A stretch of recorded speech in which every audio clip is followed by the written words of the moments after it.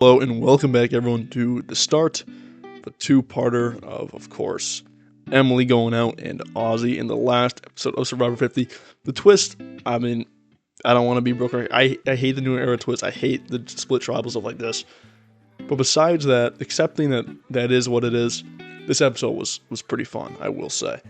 And the first of those boots in a very fun vote was Emily. Once again, Cirie is able to do Cirie. What can you say besides that? But you have to look, obviously, at how Emily did, going back to first day and what she led up to this point where she was in this position where she had to make a cool play to fool Cirie, and Cirie's just too sharp, man. She's different breed out there, different breed on that island. So Emily, obviously, big alliance with Christian and Devins. And everyone sees that. That's your first mistake, to be quite frank. Everyone can see that alliance. So you have to do something to maybe stretch out your working relationship with a larger group of people. And maybe the edit really did not show Emily doing a great job at that. She really felt kind of like this was an inevitable vote out that would come sooner rather than later. That's my impression of it. Because when you just have this relationship with Christian and Devins, Christian's gone now, so obviously there's a Dos Compadres there, but then Devins has the idol after that whole Mr. Beast thing. So a lot of people thought going into this episode Emily was gone. It's because if Devins had to play the idol for himself, who was going to save her? She almost saved herself, so that was the best thing that she was able to do, because she had no other relationships outside of that Devins Christians group. So looking at that,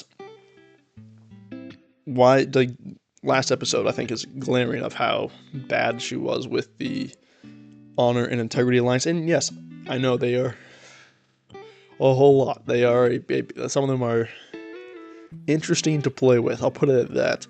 But you got him at least like Rizzo with his little connection with Coach. He wasn't planning to work with Coach, but it's nice to have that little connection. Cirie, obviously, prior to the 70 vote out. Cirie and even Ozzy, who, man, I cannot wait to get to that video because I've been saying this since the start. And if you saw the video that I released, I've been, I don't know why everyone was defending Ozzy. Different story for a different day. Story for the next day. Whatever. So Cirie has these connections, and Ozzy has these connections with like Stephanie, with Joe. That like we see Joe a lot talking with Cirie. We see it again this episode. Joe's just absolute hate for Rick Devins for whatever reason. It's so funny. I love this. This is one of my favorite episodes of the season, despite the stupid twist. Shout out Michelle Yee getting screwed over. If you know, you know. Happen again here. Well, we see. I think Emily probably would have been gone regardless, just because her relationships were so weak. I mean, yeah, like Christians and Devins, they never wrote her name down. So, I mean, there was that. Almost had a really cool play with the idol. But you obviously haven't built a connection well enough with Cirie where she was going to believe you. And she plays her extra vote. Very great play. Saves her ultimately. And when you have people like Jonathan who you just do a bold-faced lie right in front of him. And Jonathan, he's not taking your credit. He's tired of you. You can see it when his reaction. Oh, Emily, you're so full of it.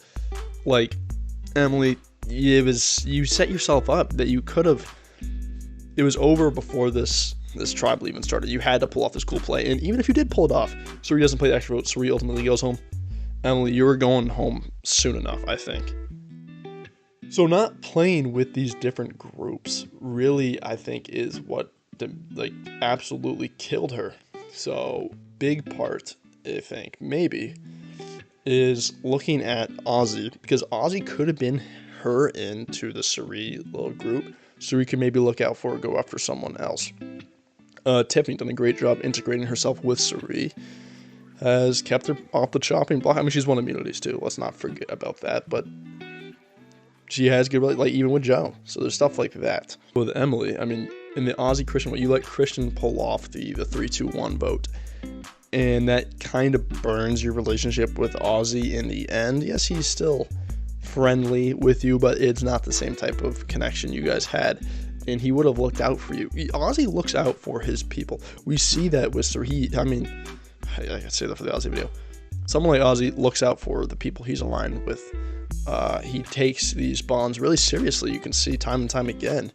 And Emily could have been a person that he thought he had this bond with. And she could have used that as an extra piece, an extra card in her deck to or her hand to move forward with. But she didn't have that, and has to ultimately rely on some crazy cool, bluff with the idol to save her. And obviously that failed, like I said before. So didn't have a good connection with Ozzy, but there was definitely some room to work there. And we could technically look at the Jenna vote, maybe. Well, it was Emily wanted to get rid of Ozzy. I forgot about that's before they had that connection. That's crazy looking all the way back there. When you let Cirie get this far in the game, you have to be, and you don't have a good connection with her. You better be prepared to be voted out, because Cirie does not play around. And you don't have yes, your side. I mean, it was a 5-5 split, so your side had Devin, Cirie, Jonathan, and Tiffany. It doesn't seem like there was any connection with Tiffany at all. I may be just completely forgetting something. I cannot remember a single interaction that they had. Really bad socially, I think. I'm just thinking about it now. I really just do not see the connections outside of that Devin's Christian alliance.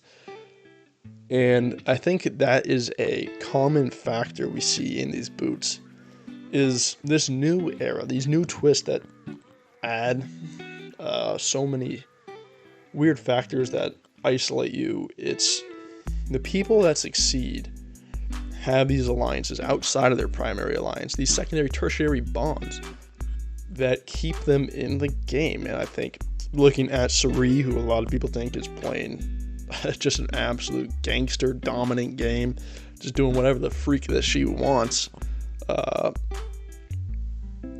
just the mob boss sitting in the hammock. But she has these bonds with a lot of people, It is incredible what she does. Obviously she has Ozzy and Rizzo close. She's got Joe. You can see that interaction between them. Tiffany, obviously. Devins has been shown to work with her. He worked with her last episode, or was willing to work with her last episode. Things like that it's just, man, it really shows how effective it is to create just as many bonds as possible and manage them accordingly. But she didn't have bonds, so she couldn't even manage things. Well, she did. She did have a bond with Ozzy, and she didn't manage it well. At the end of the day, this is a social game. I think you see it even more in this new era, when you may think that strategy might take over. No, social game is really prominent. We see it time and time again. Solely won Kenzie that season of 46. And all power to her. I mean, she knows how she had to play. Got it done. And that's why I think Emily, yes, strategically, that was a cool play to try and get Cirie, get her not to use that extra vote. Was able to have that extra vote knowledge. Was able to try and make this play. She's just, when it comes to strategy, she's thinking, and she's not, oblivious coach, you better play with honor and integrity, you're not going to win this game. Or Joe being, what was Cirie say, 500 hypocrite hill in Fiji, whatever she said.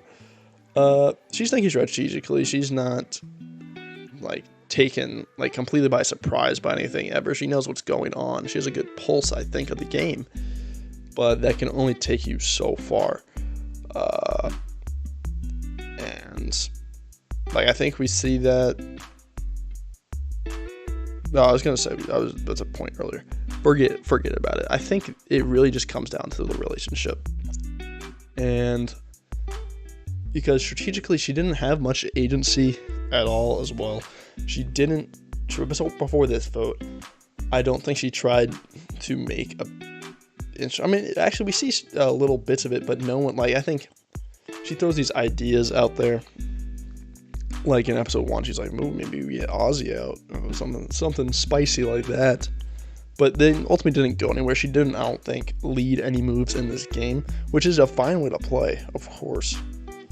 But when you don't have the good social bonds, you have to make plays that strategically set yourself up to move forward and allow you to put yourself in a position where, despite not having these best bonds, there's different paths I can go down to survive a vote or two and just look how the game reshapes after that vote.